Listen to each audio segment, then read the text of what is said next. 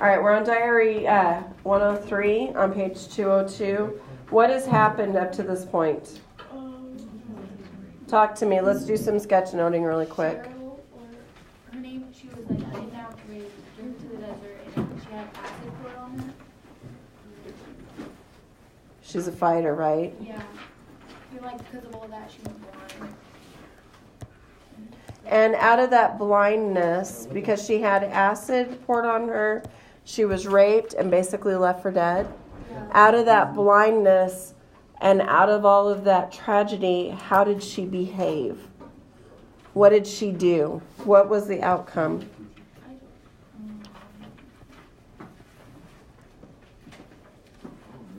She learned to do something. She learned to read. She learned to read in Braille, right?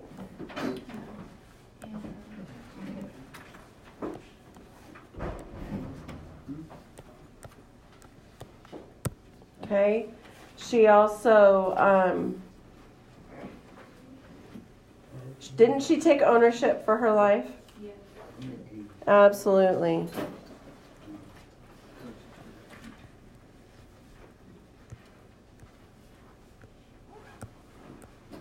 She owned her life, didn't she? What does it mean when I say she owned her life? Yeah, she had complete control of her life, didn't she? She didn't allow anybody else to tell her that she was a bad person or that she couldn't do something, because she knew full well that she could do it, didn't she? Okay, she owned her own life. All right, she didn't give that power over. In diary 102, you're going to have an illegal immigrant. I don't know if you're aware of this, but to get a student loan, to get grants, you have to be a citizen of the United States.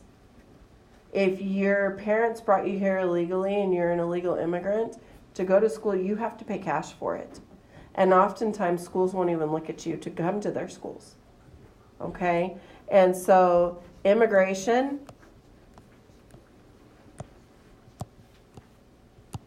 especially when we have a president like Trump who's against it because he sees it as a heavy burden on our physical society, our fiscal society, our money society, you're looking at somebody who's not going to open those doors very easily. Okay? So immigration, if you're an illegal immigrant, schooling for you is going to be probably stop at high school, unless you can get into some form of a private university that will allow you to come in under a different type of law. And I'm not just talking about Hispanic guys. People from Europe, people from England can come here illegally. Okay? People from Scotland and Iceland and people from Norway and Scandinavia. You guys know Anne. She's from Norway. A couple of years ago, we had a young lady from Germany, Annika.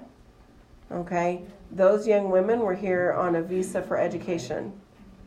All right, for them to come live here, they would be here as illegal immigrants.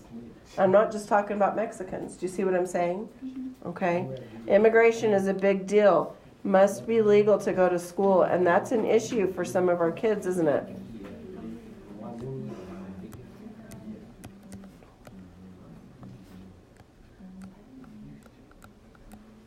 Because at a university level, you have to actually apply to go there. Do you understand?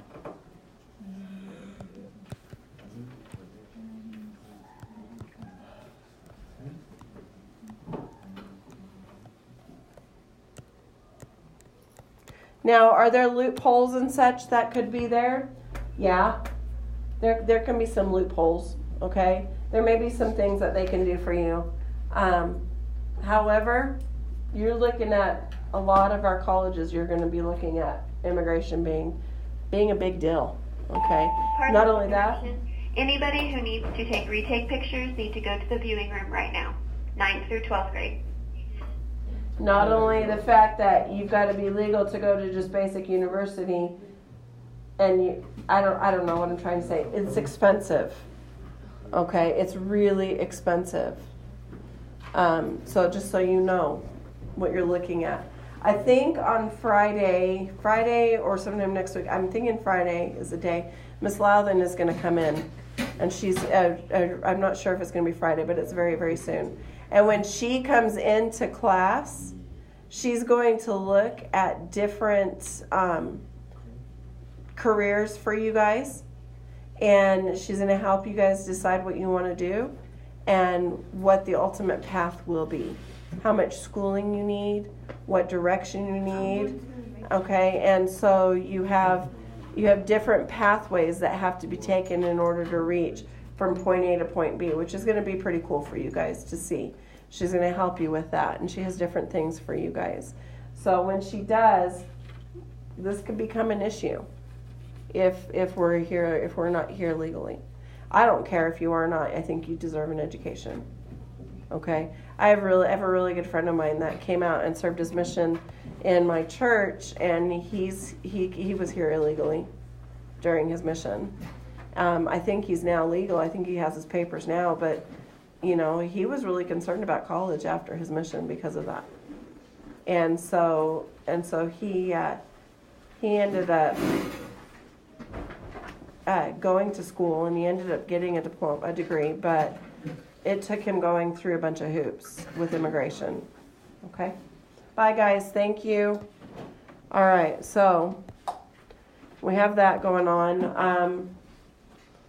Extended family, fighting for the dreams, people not knowing how to pay for bills. I know I've had students before who've had to go make money for the family bills to pay for. I've had students who were living on their own, having to go to school and to work, and then going home, paying for their own apartment, paying for their own stuff. There was an entry of $800. How am I going to get that? Okay, to pay my rent, to pay things, and the fact that $800 versus turning in an assignment, they had to take care of living. Okay, sometimes things have to be, you have to choose sometimes, and that's not always easy. Correct? Okay. All right, so we're on entry number 103, yes. Growing up, I always assumed I would either drop out of school or get pregnant. So when Miss G started talking about college, it was like a foreign language to me. Didn't she realize that girls like me don't go to college? Except for Miss G, I don't know a single female who's graduated from high school, let alone gone to college. Instead, all the girls my age are already knocked up by some chola. Like they say, if you're born in the hood, you're bound to die in it. So when Miss G kept saying that I could do anything, go anywhere, or be anyone, even president, I thought she was crazy. I always thought that the only people who went to college were the rich white people. How did she expect me to go to college? After all, I lived in the ghetto and my skin is brown. But Miss G kept drilling into my head that it didn't matter where I come from or the color of my skin. She even gave me a book called Growing Up Chicano about people who looked like me but made it out of the ghetto. In class today, she made us do a speech about our future goals. I guess some of her madness was rubbing off on me because I found myself thinking about becoming a teacher. I began to think that I could teach young girls like me that they too could be somebody. I had planned to tell the class that I wanted to become a teacher, but after hearing what everybody else said, everybody else wanted to be a lawyer, a doctor, an advertiser, I announced that someday I'm going to be the first Latina Secretary of Education. Surprisingly, nobody laughed.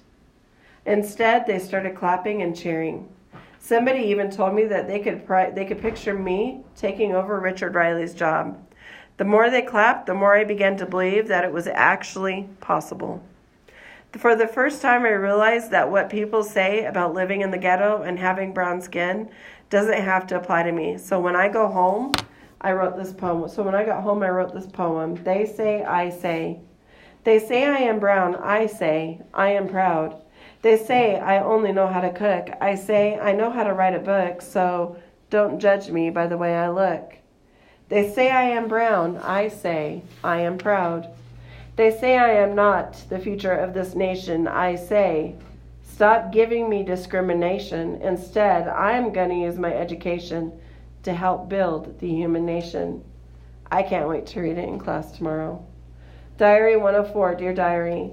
Miss G made us do an oral report in front of the class about what we wanted to be. Her plan was to get us thinking about our careers in the future. We filled out cards with all kinds of information about our first and second choice of careers. I went through 3 or 4 cards with my first choice changing every time. As much as I changed cards, my second choice remained the same. So the time came when it was finally my turn to stand in front of the class and talk about my future. As soon as I got up there, I started talking about my dream to be a filmmaker and make movies. I went on and on about my dream, but then I added, but realistically, I would be a... Miss G automatically butted in when she noticed me disregarding my dream. What do you mean, realistically? Why don't you go for what you love? Follow your dream. Then it sunk in. I can do this. I want to make real films that will impact people in their everyday lives. I am in the same position as some of my favorite filmmakers like Richard Rodriguez and Quentin Tarantino, who had people doubt them because of where they came from. Before today, I told people I wanted to be a filmmaker. They thought I was insane, and I would suggest a career that would be more realistic for a poor Latino kid like me. Miss G and the Freedom Riders don't see being poor and Latino as an obstacle to becoming a filmmaker. They believe I can achieve my dream, and with their support, I know I can.